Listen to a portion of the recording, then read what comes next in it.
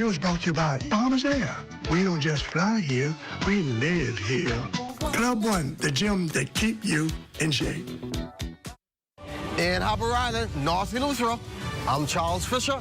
This is ZNS. Tonight, the weekend edition, a man is gunned down outside his Cowpen Road home.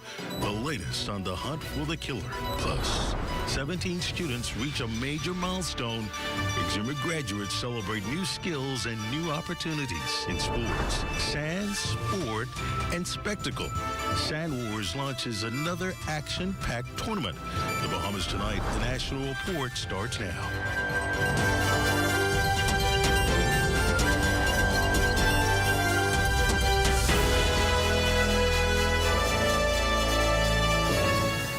Glad you can join us. Good evening and welcome to the broadcast. A quiet Cowpen Road community left stunned after a deadly shooting claims the life of a man in his early 50s. The incident, which happened just east of Golden Isles Road, has launched another murder investigation as police work to uncover who is responsible. Authorities are now appealing for information as they piece together the circumstances surrounding the fatal attack. Press liaison officer, Chief Superintendent of Police Sharia King, provides an update. When responding officers arrived on scene, they discovered an adult male with multiple gunshot wounds to the upper body. Our preliminary investigation is that the male victim was seated in his vehicle just outside his residence when an SUV, a dark-colored SUV, pulled up. One suspect exited that vehicle, approached the victim's vehicle, and discharged firearms, fatally wounding the victim. If anyone with any information can assist us, kindly contact the police and provide that information to us. The male victim is in his early 50s. Two masked men made off with $10,000 in cash during a brazen daylight armed robbery on Carmichael Road Friday morning. Police say just after 11 a.m., a gunman confronted a woman, entered her vehicle, and stole a red document case containing a local business payroll, while a second suspect stood watch. The pair then fled on foot into nearby bushes. Investigators say the victim had just placed a payroll inside the vehicle and was helping her mother assist an elderly woman into the car when the robbery unfolded. The suspects remain at large as police continue their investigation. All police have taken another illegal firearm off the streets following a targeted operation in downtown Nassau. Acting on information shortly before 6 p.m. Friday, officers searched a garbage bin on Bay Street near George Street, where they recovered a firearm loaded with a quantity of ammunition. No arrests have been made, and police say investigations are continuing. Well, the Ministry of Health is advising the public of a temporary change to weekend clinic services effective immediately. Weekend services normally provided at the Fleming Street Community Clinic will be relocated to the Elizabeth Estates Community Clinic until further notice. The clinic will continue to operate on Saturdays and Sundays from 9 a.m. to 5 p.m. The ministry apologizes for any inconvenience and thanks the public for its understanding. The Princess Margaret Hospital will experience a planned power interruption early Sunday morning to facilitate critical infrastructure upgrades. The Public Hospitals Authority says the work will begin at 6 a.m. and includes the installation of new equipment designed to strengthen the hospital's emergency power system and improve its ability to operate during future outages. The BHA says comprehensive contingency plans are in place to ensure patient care continues safely with minimal disruption. Clinical, engineering, and support teams will remain on site to monitor operations throughout the process. Power will be restored as soon as the installation, commissioning, and safety testing have been completed. The Bahamas Technical Vocational Institute celebrates its second graduating cohort on Exuma. That and more when we come back.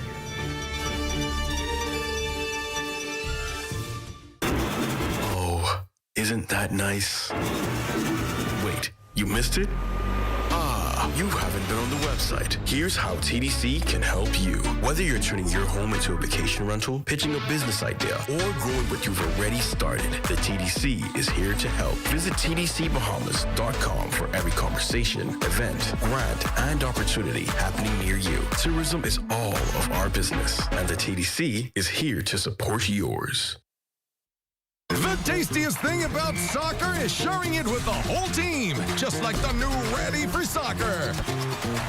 A delicious lineup of 16 slices and 4 flavor sections. Perfect for sharing from start to finish, even beyond the 90 minutes. Get your team together and dig in, only at Little Caesars. Pizza, pizza. This Sunday at 7:30 p.m., get ready for the matchup everyone will be talking about. It's pastors versus politicians at the Peace on the Streets Basketball Classic, live on the ZNS Network. Will the pastors preach teamwork and victory, or will the politicians make a strong campaign for the championship? Expect laughs, surprises, friendly competition, and plenty of basketball action. Don't miss the pastors versus politicians at the Peace on the Streets Basketball Classic this Sunday at 7:30 p.m. live on the ZNS Network.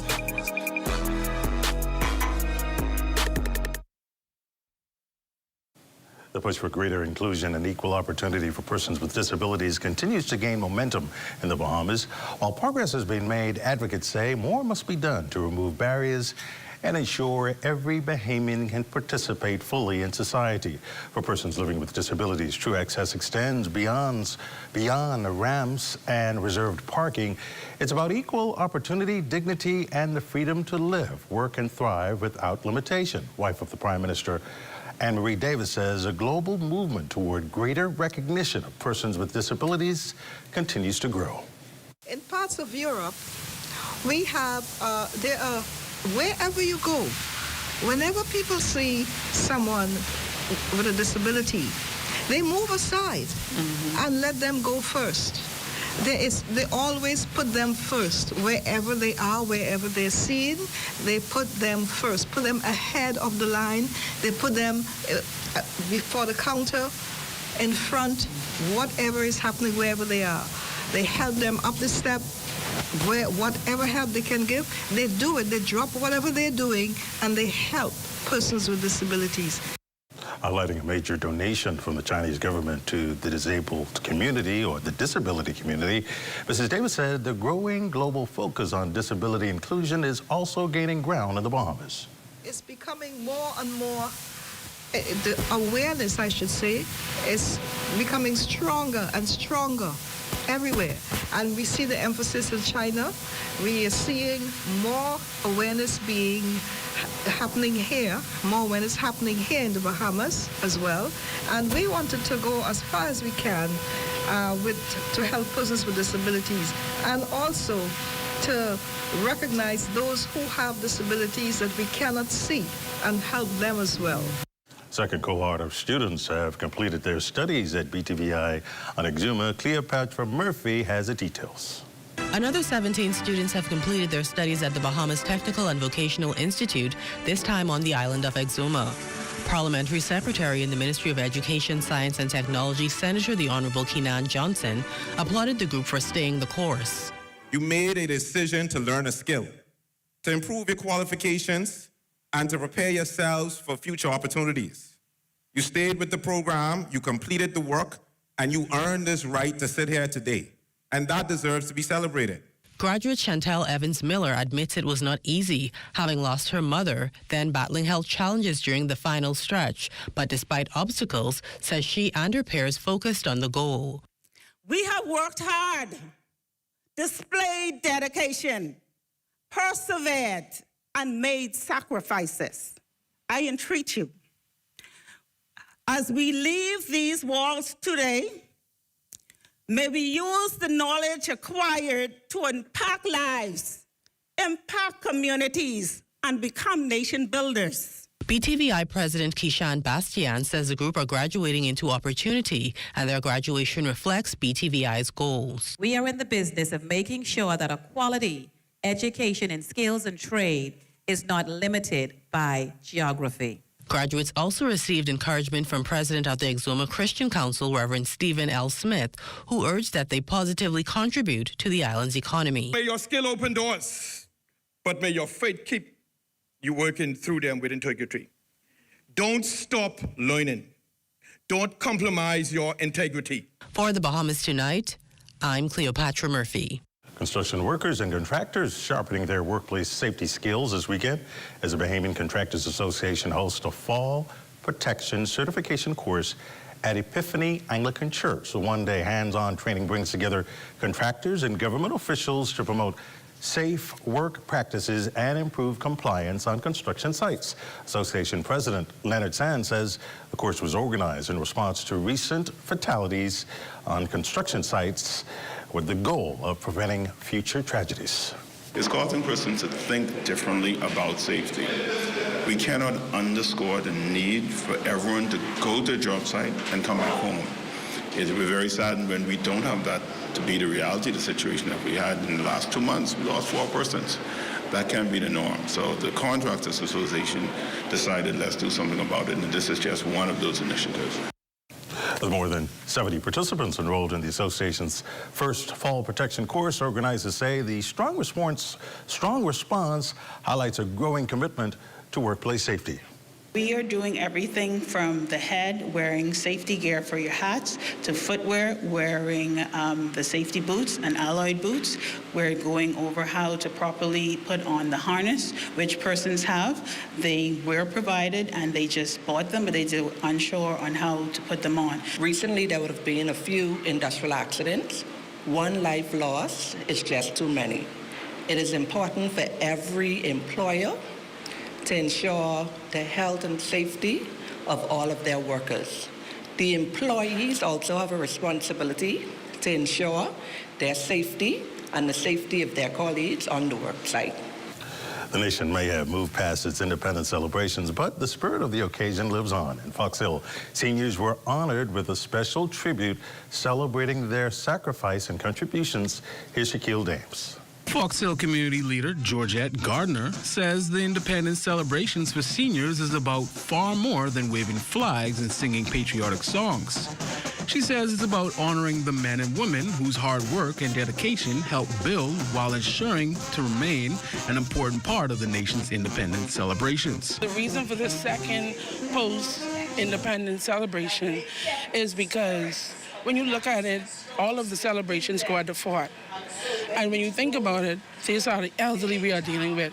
Sometimes it's a little bit difficult. They're not mobile enough to go to the fort.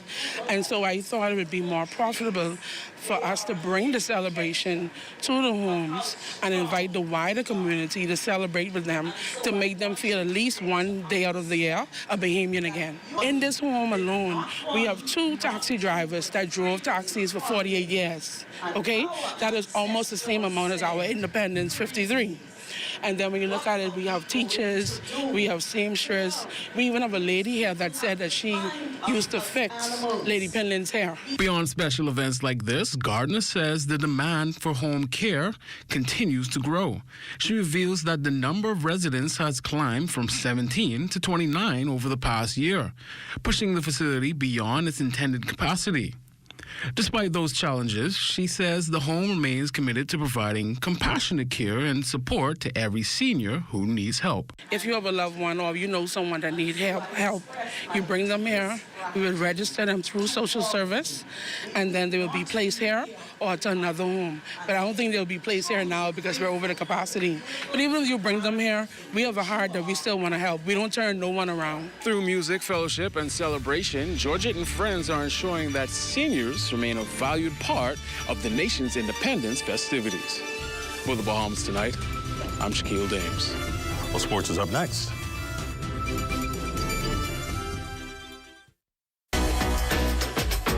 Welcome to What's Trending. Join me, Jiminita Swain. And me, the Bahama Beauty, Monday through Thursday at 6 p.m. Only on the ZNS Network.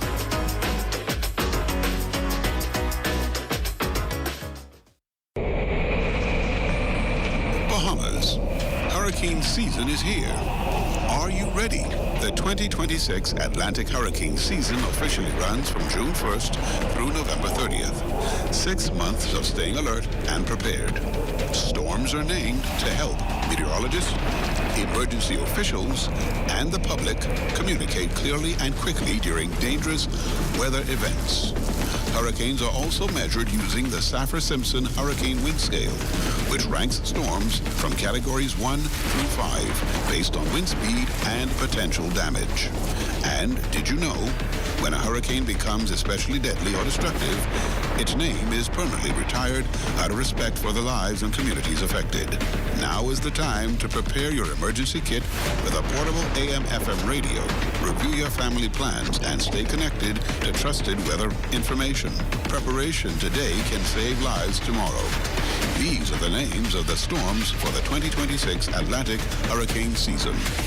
Arthur, Bertha, Cristobal, Dolly, Edward, Faye, Gonzalo, Hannah, Isaias, Josephine, Kyle, Leah, Marco, Nana, Omar, Paulette, Renee, Sally, Teddy, Vicky, and Wilfred. This public service announcement was brought to you by the Broadcasting Corporation of the Bahamas in conjunction with the Disaster Risk Management Authority.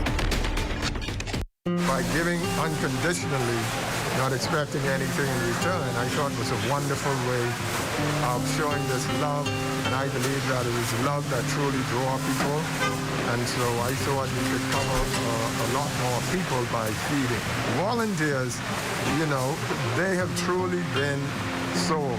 My passion is to help, and I thank God for what I can do through the help of Bahamas Feeding Network.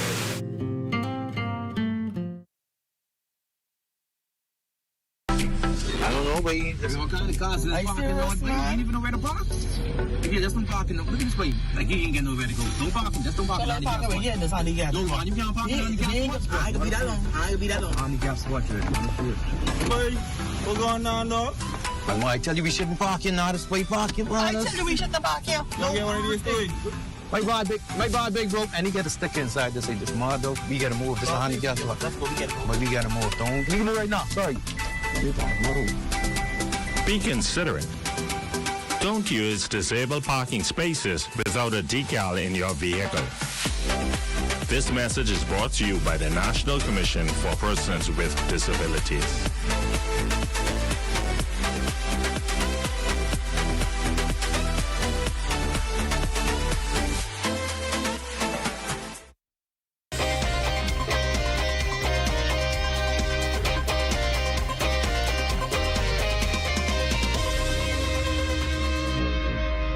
Good afternoon, everyone, and welcome to your weekend sports edition. Starting off, we're taking a different approach and going to the Sand, where Sand Wars kicked off yesterday with lots of excitement, entertainment, and notable guests, such as the Attorney General Senator, the Honorable Wayne Monroe. To kick off this three-day tournament, here's Reginald Knowles, CEO and founder of Sand Wars, on this year's tournament compared to others. Honestly, I can't even say, because every year it gets better and better and better. It gets harder and harder and harder, and the competition itself gets greater and greater and greater. Sand Wars is a organization and a sport that you will never predict who is going to come out the victor. At the end of the championship, you could start off liking one team, and the team that you like is not going to be the team that win, because the equilibrium of the sport is the sand. So you could be good on grass, but sand gives everybody a even playing field. So this opportunity right now, it just gets better. So I'm sitting here right now, wishing and hoping I know who's going to win and come out the victor of the rings and the money. We also got a few words from the Herschel Walker, a former Georgia Bulldog national champion and Heisman running back, also in the College Football Hall of Fame, and then moving on to the NFL for another 12. And then ultimately accepting his current position of Ambassador of the United States to the Bahamas. Well, this is great here. You know, I always say sports bring people together. And when you're talking about a partnership, you're talking about a friendship, and they have football like this played here in the Bahamas and all over the Caribbean, and, you know, that can bring people together. That shows that how close the United States and the Bahamas are, because I was just telling the guys here that, it's amazing that, a lot of the NFL players got flag football teams. And not only do they have flag football team, but I think when you watch the Pro Bowl now, the little game before the Pro Bowl, they play a flag football game. So this game here is becoming very popular, and so this is wonderful to be here today. Lots of games played yesterday to kick off the tournament. We got to get a look at the first game of the night, Pink Venom versus Stormbreakers, where Pink Venom would close out the game unchallenged. Here's a word from their star wide receiver of the night, Krishan Oliver, who's also a flag football champion for the Wildcats. It almost feels like we didn't have any time off. We just got back into the routine of things. It's normal for us to score. It's normal for us to want to win. So that's our norm. Yeah. We're going to bring that energy, keep the same momentum. In fact, we should take it up higher. The key is to stay hydrated, trust your teammates, and make sure you get in the end zone. That's all. But that's enough American football for right now. Let's take it back to the world soccer, where we recently got to catch up with the BFA technical director, Bruce Swan, on his summer soccer Saturday camp. Well, this, I call it Summer Soccer Saturday, and it is brought forward by Isle Cares. And we were looking at what does the kids do on a Saturday, and where does parents have time to give themselves an opportunity after working for the week, with number of clubs already closed down their program after the BFA official season closed. So we do have our beach soccer camp that runs Monday to Friday, but on Saturday there is nothing for the kids to do. So we came up with this to allow the kids just a time where the parents get 3 hours to go do their stuff, but the kids get a chance to play football. But when we're talking soccer with a man of his caliber, how can we not get his thoughts on the World Championship? But I had picked Spain to win the World Cup. And this is because, following Spain, following their development in football, seeing how they have been playing, we look at their women program and the men program and the style of play. I love it. I love it. It's fluent, it's moving, it's entertaining to watch, and that's why I picked them. But we see Argentina is the best finisher that have been proven in the World Cup in the last 15 minutes of play. So it's going to be an interesting final. And it's the new blood against the old blood, so let's see how it goes. That's all your sports for today. And once again, I'm Wayne Wilson, ZNS Total Sports.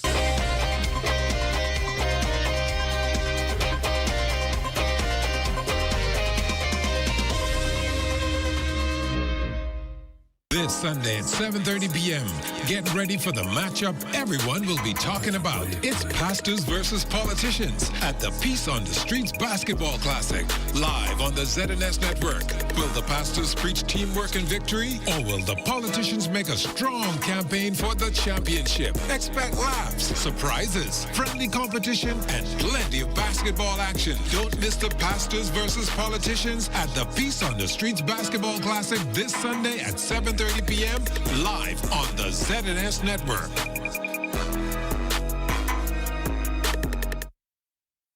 The thought of colon cancer never really crossed my mind until 2019, when a very good friend of mine was diagnosed with stage 4 colon cancer. I was shocked. Everybody was shocked, because he was a picture of perfect health.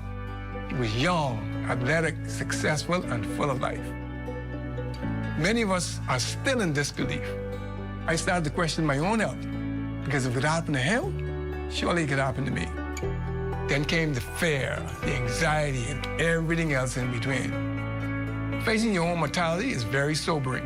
But for me, I decided right then to have a colonoscopy, and I'm glad I did. Colon cancer is the third most common cancer diagnosed in Bahamian men and women. Fortunately, almost all colon cancers are preventable. A colonoscopy or some other appropriate form of colon cancer screening is recommended for everyone over the age of 45. During a colonoscopy, we can detect and remove colon polyps that may grow and later become colon cancers. Don't wait until you develop symptoms, such as blood in your stool, abdominal pain, a significant change in your bowel habits, or unintentional weight loss. These may all be indications of a severe problem that requires immediate attention. If you're over the age of 45 or have any of those symptoms, talk to your doctor about the benefits of colon cancer screening today. Swim Bahamas, bring water hazards to an end. Let's swim Bahamas. Water safety rule number 10. When boating, do not overload the boat. And if the boat ever capsizes, stay with the boat. Let's swim Bahamas, bring water hazards to an end. Water hazards to an end.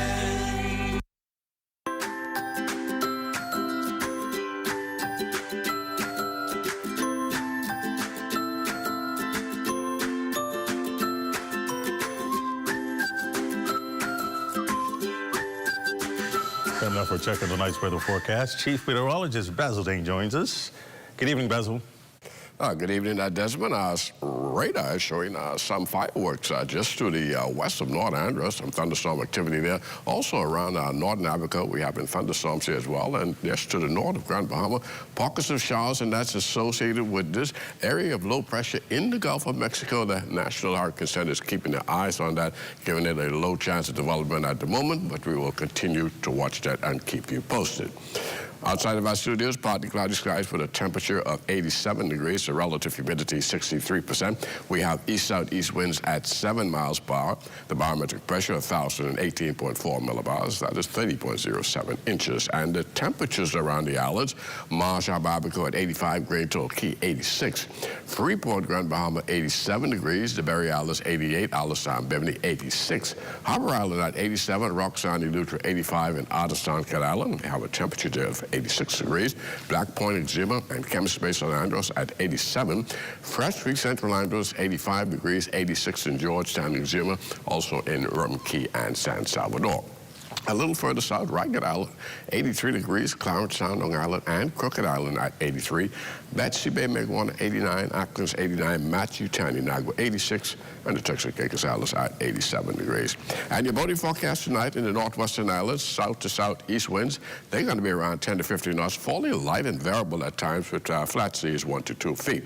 Now, the high tide, that will take place at 4 minutes past midnight for the central islands, so winds more southeast at 12 to 18 knots. The wave height 3 to 5 feet, reading moderate chop in place, so a caution flag is in place for boaters in the central Bahamas. Now, for the southeastern islands tonight, winds east to southeast 15 to 20 knots. Wave heights on the choppy side, 4 to 6 feet, also constitute a caution flag for the southeast Bahamas. And then tomorrow, in the northwest and central islands, that southeast to south flow will continue at 10 to 15 knots, occasionally light and variable, with the wave heights 2 to 4 feet. Now, your low tide tomorrow, 6:28 in the morning, with a high tide at 12:40 in the afternoon. And for the southeast Bahamas, we see a slight reduction there in the winds, becoming east to southeast at 12 to 18 knots. Wave height subsiding 3 to 6 feet over the ocean, but that caution flag will remain in place for the southeast Bahamas tomorrow.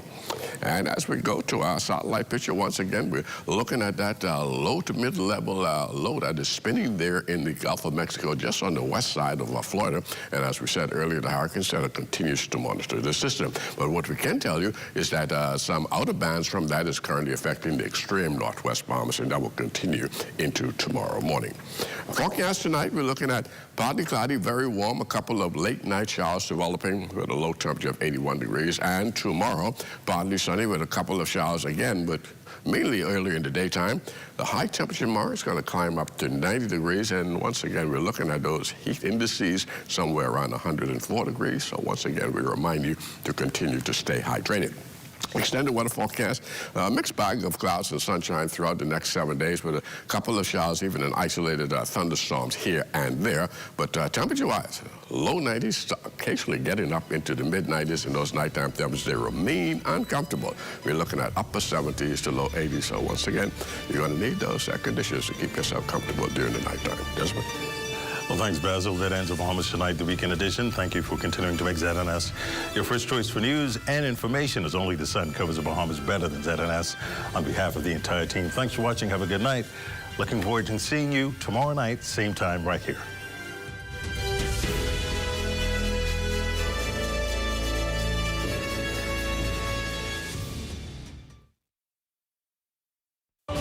at Bahama Boulevard. I'm Sean Innes. This is ZNS.